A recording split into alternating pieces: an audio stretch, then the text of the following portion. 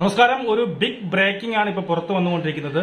പുറത്തുപോയ രതീഷ് തിരിച്ചു വരുന്നു. അതായത് ഇന്ന് രതീഷ് വീട്ടിനകത്തേക്ക് കയറുന്നു എന്നുള്ളൊരു വാർത്ത ഇങ്ങനെ പരക്കുന്നുണ്ട്.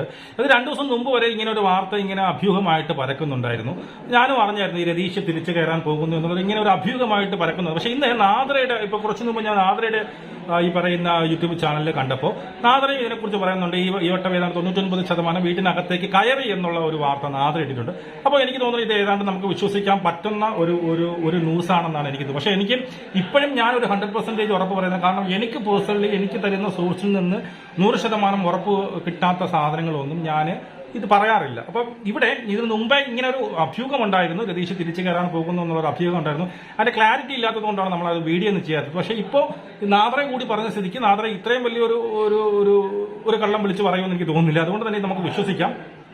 എന്തായാലും ഒരു മണിക്കൂറിനകത്ത് ഇതിന്റെ കൃത്യമായ ഒരു സംഭവം എന്താണ് എന്നുള്ളത് രതീഷ് അകത്ത് വരുന്നുണ്ട്. ഒരു 100% കൺഫേം ആയിട്ടുള്ള വീഡിയോ ഉറപ്പായിട്ട് ഞാൻ വിളിച്ച് ചോദിച്ചിട്ടുണ്ട്. ഉറപ്പായിട്ട് എനിക്കത് കിട്ടുന്നുണ്ട്. പക്ഷേ എങ്കിലും ഒരു 99% നമുക്ക് വിശ്വസിക്കാൻ പറ്റുന്നത് രതീഷ് തിരിച്ചു വരുന്നു എന്നുള്ളത്. രതീഷ് തിരിച്ചു വരും, അതായത് ഇവിടെ ജാസ്മിനെ അടിക്കാൻ വേണ്ടിയിട്ടാണ് കൊണ്ടുവരുന്നത് എന്നാണ് എനിക്ക് മനസ്സിലാവുന്നത്. രതീഷ് ആകുമ്പോൾ പണ്ട് കുറച്ച് പ്രശ്നങ്ങളൊക്കെ ഉണ്ടായിരുന്നില്ല, ആവശ്യമില്ലാത്തടത്തൊക്കെ പോയി തലയിട്ടു നല്ല രീതിയിൽ സപ്പോർട്ട് കയറി വന്ന സമയത്താണ് രതീഷ് പുറത്താവുന്നത്. അനാവശ്യമായിട്ടുള്ള ഇടപെടലുകൾ രതീഷിന് പാരയായി മാറി. ഇവിടെ വന്നു കഴിഞ്ഞാൽ രതീഷിന് നല്ല ഒരു ഹോപ്പ് ഉണ്ട്. അത് പിന്നെ കപ്പടിക്കാനുള്ള ഹോപ്പ് വരെ ഉണ്ട്. ഇപ്പൊ ഈ നിലവില് ആർക്ക് വേണോ കപ്പടിക്കാം, ആ ഒരു സിറ്റുവേഷനാണ് ഇപ്പോഴത്തെ ബിഗ് ബോസ് പൊയ്ക്കൊണ്ടിരിക്കുന്നത്. 50 ദിവസമായിട്ട് പോലും ആർക്ക് വേണോ കപ്പടിക്കാം, ആ ഒരു സിറ്റുവേഷൻ. മുൻകാലം നമ്മളെ ബിഗ് ബോസുകൾ നോക്കിക്കഴിഞ്ഞാൽ ഒരു 40-50 ദിവസമൊക്കെ ആകുമ്പോൾ നമുക്ക് ഒരാളെ മനസ്സിലാവും, ഇയാൾ തന്നെ കപ്പടിക്കും, വേറെ ആര് വന്നിട്ട് ഒരു കാര്യമില്ല എന്നൊരു ലെവലിലേക്ക് എത്തും. പക്ഷെ ഈ പ്രാവശ്യത്തെ ബിഗ് ബോസ് ആർക്ക് വേണോ, ഇപ്പൊ വരുന്ന രതീഷിന് വേണോ കപ്പടിക്കാം. രതീഷ് എന്ന് പറയുമ്പോൾ എല്ലാം കണ്ട് മനസ്സിലാക്കി ഈ പ്രേക്ഷകരുടെ പൾസ് അറിഞ്ഞു വരികയാണ് അല്ലെ.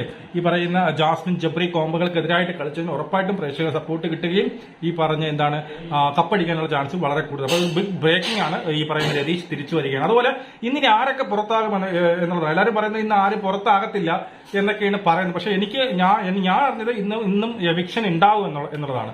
ആര് പുറത്താകുമെന്ന് അറിയില്ല. ഇന്നും എവിക്ഷൻ ഉണ്ടാകും എന്നുള്ള ന്യൂസുകളാണ് കിട്ടും. നമുക്ക് നോക്കാം എന്താണ് സംഭവിക്കുന്നത് നോക്കാം. ഇനി 2 പേര് പുറത്തായത് കൊണ്ട് ഇനി ഒരു എവിക്ഷൻ മാറ്റിവെക്കുമോ എന്നറിയത്തില്ല. ഞാൻ അന്വേഷിച്ച് പറഞ്ഞത് 2 പേര് പുറത്തായാലും വീണ്ടും ഇന്നും എവിക്ഷൻ 1-2 പേര് എവിക്റ്റ് ആവും എന്നുള്ള വാർത്തകളും കിട്ടുന്നുണ്ട്. അപ്പൊ എന്തായാലും നോക്കാം. അപ്പൊ ഇതൊരു ബിഗ് ബ്രേക്കിംഗ് ആണ്. രതീഷ് ഉണ്ടാ തിരിച്ചു വരുന്നു. ജയ് ഹിന്ദ്.